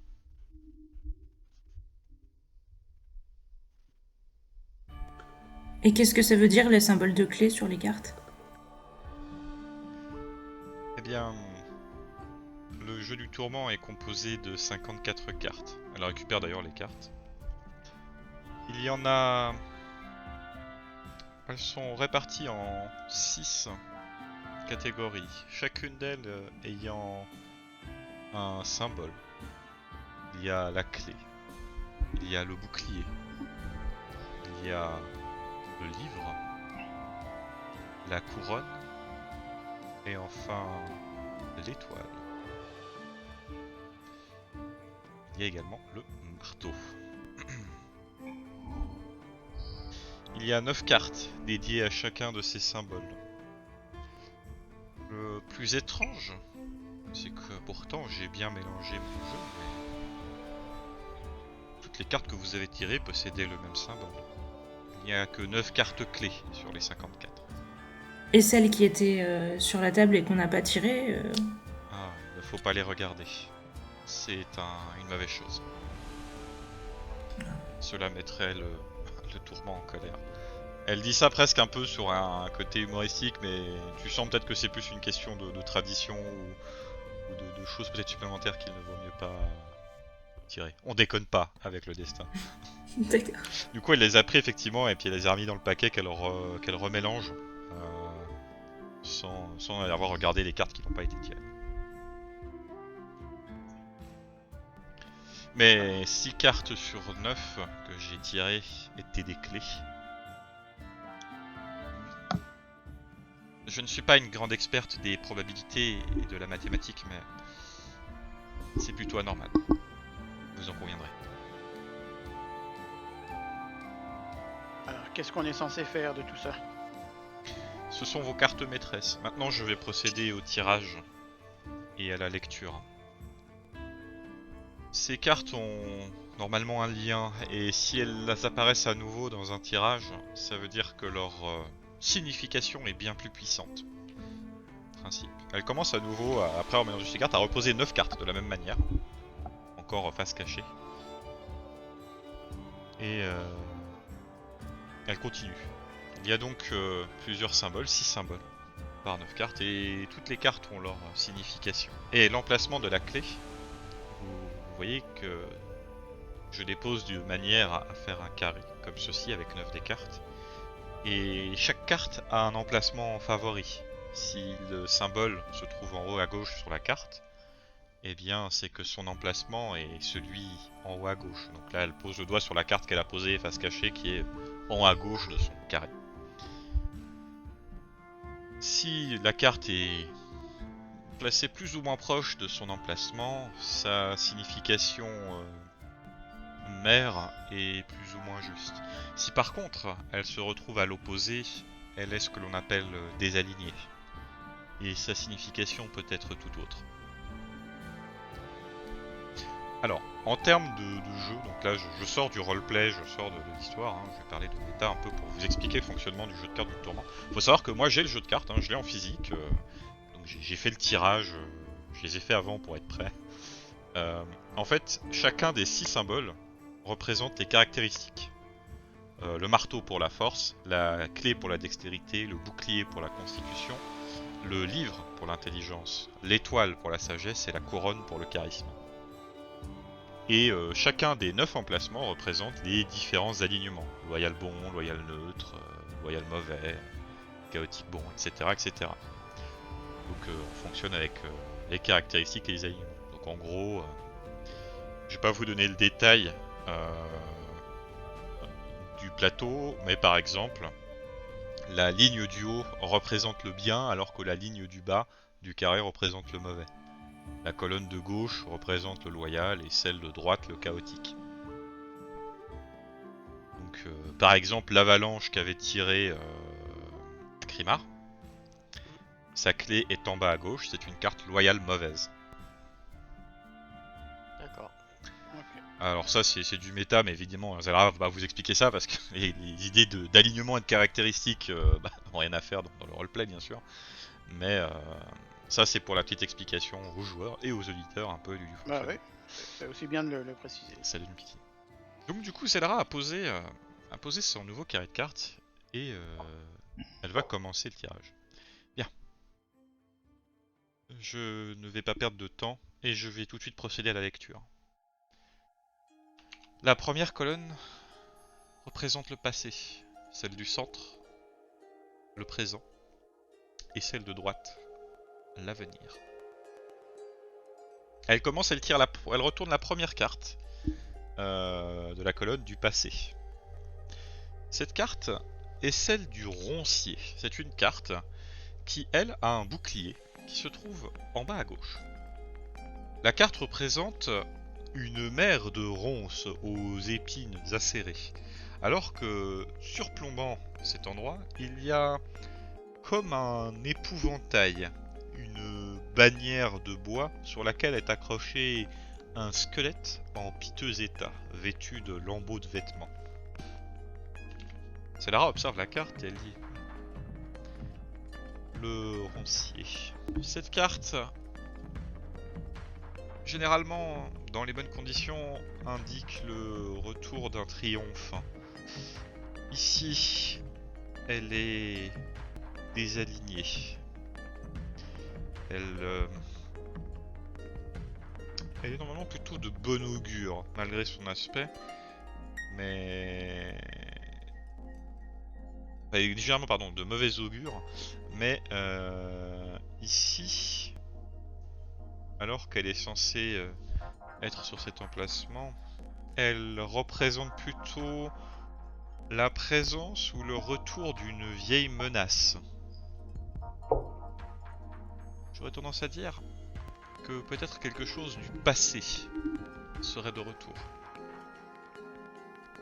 Elle va retourner la deuxième carte de cette colonne, et cela va être la carte de l'Inquisiteur. La carte possède un livre qui se trouve au centre à gauche de celle-ci. Elle est donc parfaitement alignée, pile à l'emplacement favori.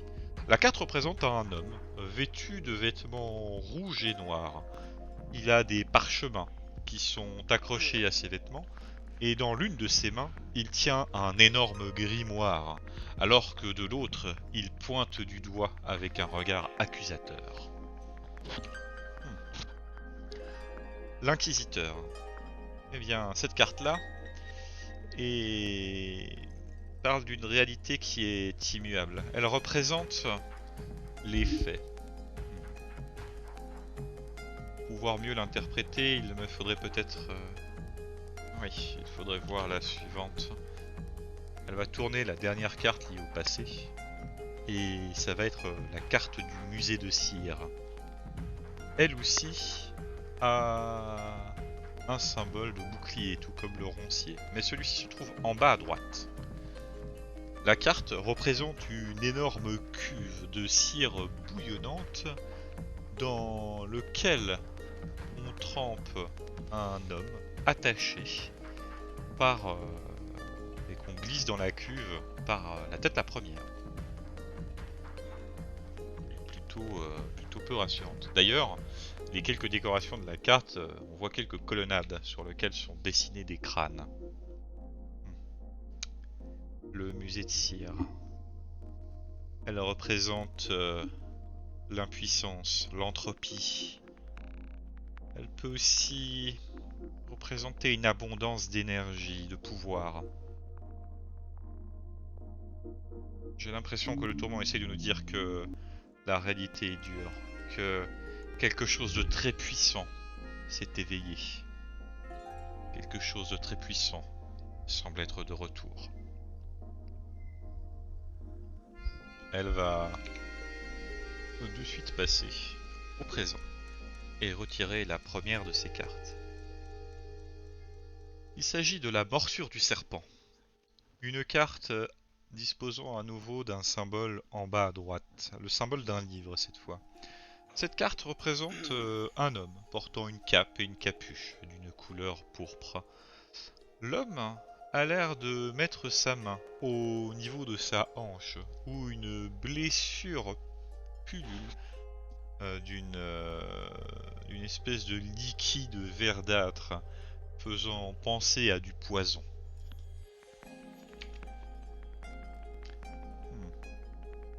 Dans le présent, la morsure du serpent. Cette carte-ci indique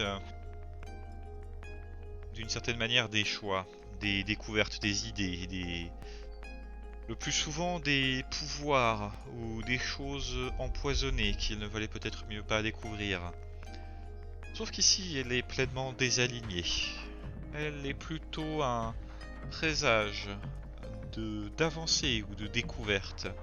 Elle semble indiquer que vous allez découvrir des choses. Elle peut peut-être même faire référence directement au tourment et à tout ce que vous voyez présentement, ou à autre chose. En tout cas, il est certain que vous allez découvrir quelque chose. Peut-être même que quelque chose a déjà été découvert. Quelque chose est peut-être déjà en train de se jouer. Elle va retourner la suivante. La carte qui se trouve au centre du jeu, dans la colonne du présent. Et elle va tomber sur la carte du carnaval. C'est une carte ayant un symbole d'étoile qui se trouve au centre, à droite. Sur cette carte, on voit nombre de personnages habillés en vêtements de fête, des chapeaux à grelots, des vêtements aux couleurs vives et diverses. Mais les personnes qui portent ces vêtements ressemblent plus à des zombies qu'à autre chose.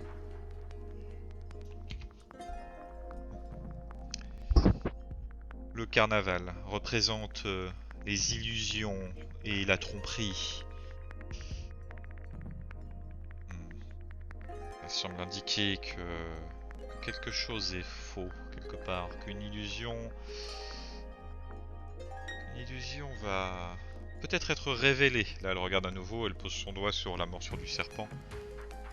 Peut-être qu'une tromperie va être découverte, mise au grand jour. Et enfin, la dernière carte du présent, on tombe sur le menteur. Une carte au symbole de couronne se trouvant en bas à droite. La carte représente une magnifique femme à la longue chevelure noire. Elle tient dans ses mains un bouquet de fleurs qui semble se faner. Sur sa tête, un petit diadème semble représenter des petites ailes, comme celles d'un ange. Alors que le bas de son corps est celui d'un serpent. Ses lèvres, d'ailleurs, sont couvertes d'un maquillage verdâtre, faisant penser à un poison. Le menteur, maintenant. C'est une carte qui parle, je pense que vous l'aurez deviné, de trahison, de mensonge. Souvent en rapport avec l'amour et la traîtrise. Ici, elle est presque alignée. Ce tirage du présent semble indiquer que des manipulations sont en cours, que peut-être il y a une histoire d'amour aussi là-dedans, mais surtout une histoire de traîtrise. Et que quelqu'un a découvert quelque chose, probablement d'important, vis-à-vis de tout ça. Ce tirage d'ailleurs, enfin le tourment montre ce qu'il veut bien montrer, et ici je ne tire pas les cartes pour une personne, je le tire dans le contexte qui est le vôtre, celui que le destin, le tourment semble vous avoir choisi. Il est donc fort possible que ce tirage fasse référence à ce qui se passe en ce moment à Corvosa, qu'il soit de près ou de loin lié à vous. Mais en tout cas, je pense que c'est lié à ce qui vous attend. Et d'ailleurs, elle va tirer la première carte du futur. Et là, c'est la carte avec la clé en bas à gauche, celle de l'avalanche, celle qu'avait tirée Akrimar. Alors regarde Akrimar, rappelez-moi votre vision. J'avais vu, c'était une véritable apocalypse. Un désastre. Semblait un désastre. De feu. L'avalanche représente le désastre aveugle et implacable. Des alignés, elle aurait tendance à donner une possibilité d'éviter ce désastre. Ici, elle est un peu dans l'axe, elle n'est pas complètement désalignée, mais pas complètement alignée. Je pense qu'il est certain qu'il va se passer quelque chose. Entre cette carte et votre vision, j'ai la conviction que Corvosa est en danger, et que quelque chose de grave va se produire. Mais il reste peut-être un espoir. Un désastre d'ordre pas naturel, je présume. Pas nécessairement. Mais évidemment, j'aurais peine à croire que Corvosa brûle de manière naturelle. Elle va tirer l'avant-dernière carte. Et ça va être la carte de la forge. Cette carte possède un marteau qui se trouve au centre, à gauche. Sur celle-ci, on voit une énorme enclume dans un décor de caverne et de lave. On voit la silhouette de ce qui est peut-être un nain en train de marteler de son marteau l'enclume qui fait des étincelles brillantes. La forge. Cette carte représente la force de la diversité. Peut-être que, en rapport avec la possibilité d'éviter ce désastre, la diversité peut être une solution. La diversité de personnes qui ont des compétences différentes, des opinions différentes. La diversité fait la force, c'est ce que dit cette carte. Là, elle vous regarde tous un peu. Et enfin, la dernière carte.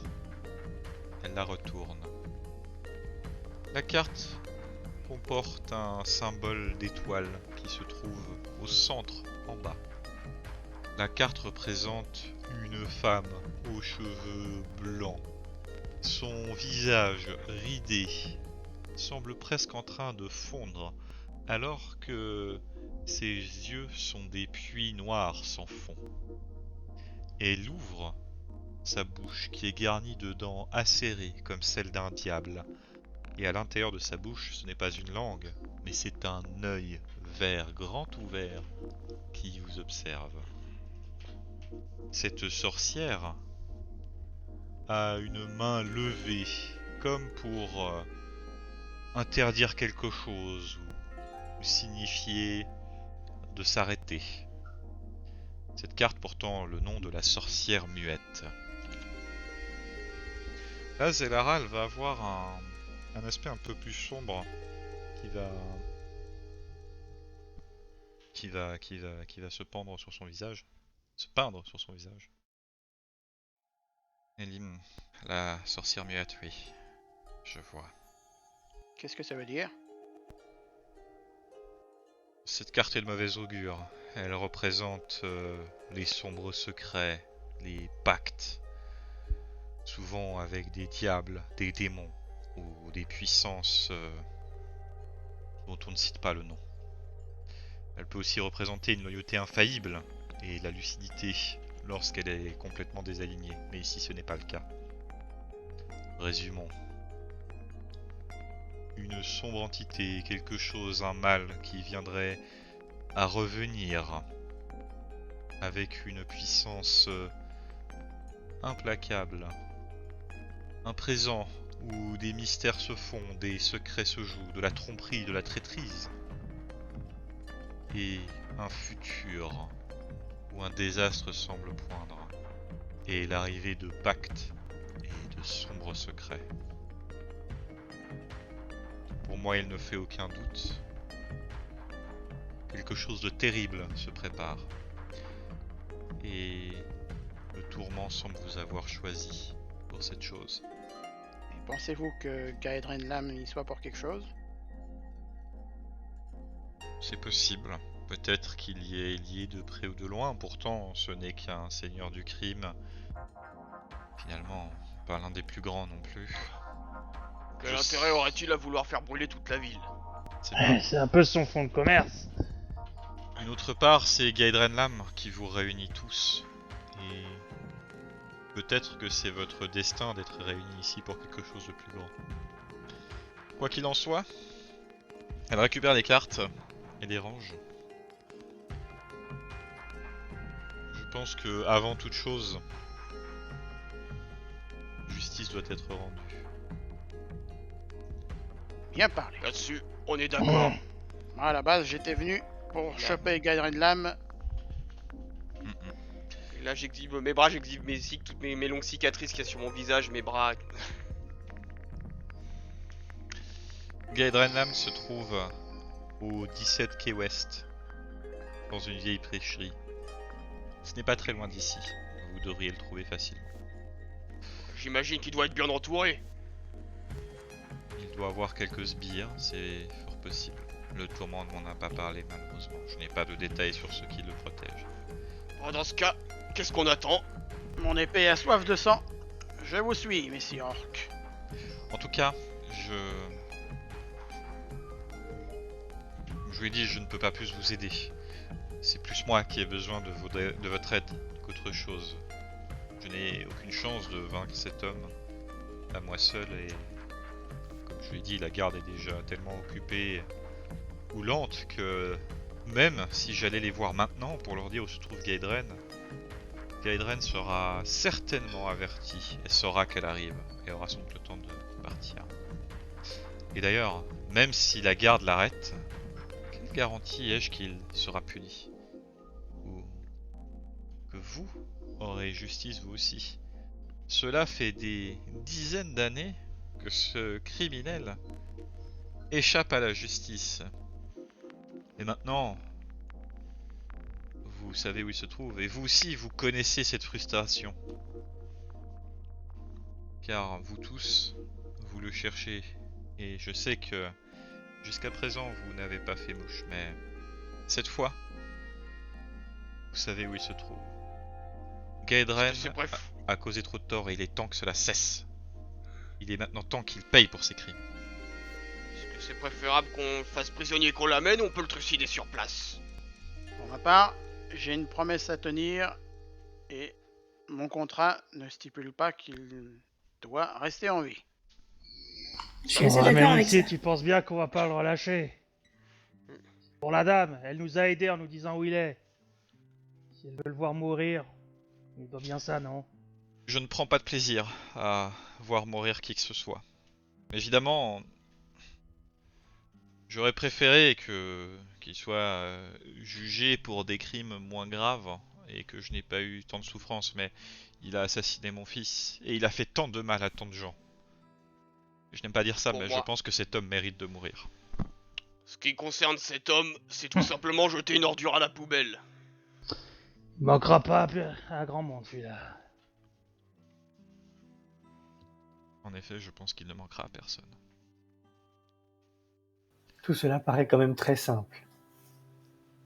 Peut-être On un peu arrive. Bah, attendez, c'est On pas nous encore donne fait. Mais pas rendez-vous. encore. On jugera après. Et d'un seul coup, on nous dit où il se trouve. Moi, pour ma part, ça fait des mois que je le cherche. Pour ma part aussi. Mais toute piste est bonne à Non, prendre. pareil. Ça fait tous des mois qu'on le cherche.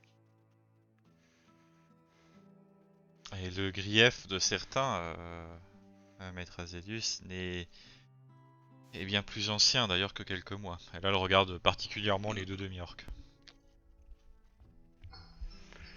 Oui. Bien, soit. Allons-y, je vous suis. Je vous suis. Attends. Qu'est-ce que vous en dites, messire Elf? Vous êtes partant? Eh bien, je ne me dégonfle pas, je vous suis également. Cela va pas pour autant dire qu'on va manquer de prudence. J'ai cru comprendre qu'on avait des magiciens parmi nous. Et un gnome? Oui, enfin, ouais. Ouais, bah, si on le lance à travers une fenêtre, ça ferait une bonne diversion. Bien. Très Zelara bien. va se lever aussi. Tout le monde se lève. Bien de mon côté, je vous souhaite bonne chance et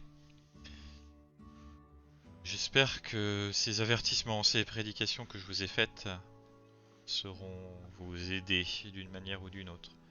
En tous les cas, j'aimerais bien vous revoir une fois que vous aurez terminé. Repassez donc chez moi une fois que ce sera fait. Je ne demande pas mieux, gentes dames. Et c'est alors que, à moins que quelqu'un ait quelque chose à redire, vous allez quitter la maison de Zelara. Et c'est là-dessus que notre première session va s'achever également. Alors, avant toute chose, il faut savoir que là on va rentrer dans une partie règles et une partie gameplay. Les tirages du tourment ont également un autre avantage que de vous donner quelques informations énigmatiques et quelques visions. Que vous doutez peut-être être des événements futurs qui pourraient vous arriver. Les cartes vous octroient des points, ce qu'on appelle les points du tourment, qui sont comme des sortes de points de destin que vos personnages utiliseront de manière inconsciente, bien sûr. C'est pas comme un sort qu'on décide consciemment de jeter, c'est vous en tant que joueur qui allez pouvoir dire « Ah, je dépense un de mes points du tourment ». Avec ces points, vous allez pouvoir faire différentes choses. Alors normalement, vous savez déjà que la campagne se passe normalement en 6 actes, et les points que vous générez au début d'un acte sont réservés à cet acte-là. Donc si vous n'avez pas dépensé tous vos points à la fin de l'acte, le restant sera perdu. Et ces points ne se rechargent pas, ils sont à usage unique. Donc c'est une ressource vraiment, rare à utiliser au bon moment. Je vous passerai la liste pour que vous ayez une petite note avec ce que permettent de faire les points du tourment actuellement. Et puis je vais vous dire combien vous en avez. Mais je vais déjà vous dire ce que vous pourrez faire avec pendant cet acte. Les points du tourment de la clé vous permettent de relancer un jet de compétences ou de sauvegarde basé sur la dextérité. Donc un jet par exemple de réflexe, ou des jets de discrétion ou d'acrobatie par exemple. Elles permettent aussi d'augmenter son esquive de 1 point pour un combat entier. Et d'ailleurs, on peut dépenser jusqu'à 3 points pour augmenter son esquive de jusqu'à 3. Donc ça augmente votre difficulté à être touché pendant tout un combat. Vous pouvez aussi augmenter votre vitesse de déplacement de 2 cases de 3 mètres. Donc ça vous fait vous déplacer un peu plus vite pendant une rencontre. Alors, dans votre cas, c'est vrai que vous n'aurez pas une grille concrètement sous les yeux, mais sous les mains. Pour voir ça, mais bon, moi de mon côté, sur les oreilles aussi. Ou sur les oreilles, moi j'aurais une carte et donc ça pourrait permettre quand même d'atteindre plus vite certains endroits ou certains ennemis. Mais donc voilà, ça c'est les choses que vous pourrez faire avec ces points du tourment. Comme dit, je vous passerai un petit fichier avec ces informations pour que vous puissiez l'avoir. Concernant le nombre de points que vous avez, de base vous avez tous participé au tirage, donc vous avez tous 1 point. Ensuite, lors du tirage, donc de la lecture, pour chaque clé qui apparaît, chaque symbole lié à l'acte, vous gagnez 1 point supplémentaire. Ici, il n'y a eu qu'une seule autre clé, c'est la carte de l'avalanche qui est retombée. Donc ça fait 2 points pour tout le monde. Et de plus, comme l'avalanche est la carte maîtresse de quelqu'un, cette personne, en l'occurrence Akrimar, va avoir 1 point supplémentaire. Donc vous allez tous avoir 2 points, et Akrimar, lui, en aura 3. Ok. Ok. Donc ça, je vous laisserai trouver un endroit pour y noter. En tous les cas, pour nos amis viewers, eh bien, je vous dis on vous dit tous à bientôt. Ah ouais, on vous dit à bientôt. Pour la suite. Et voilà ce qui était pour la première session. La prochaine fois, il sera temps, messieurs, dames, d'aller affronter Gaydrenlam. Ou du moins, c'est ce que vous pensez. Ah oui, Quand est-ce qu'on espère. Hein? Quand est-ce qu'on tape? Eh bien, la prochaine fois, on tape. Et sur ce, bisous partout, et à bientôt. Allez, ciao tout le monde. Salut. Allez, bisous pour les barbus. Salut. Salut. Oh, c'est quoi ces saluts là, tout petit. Mettez-vous un peu du vôtre, bon sang. Allez, sur ce, bye.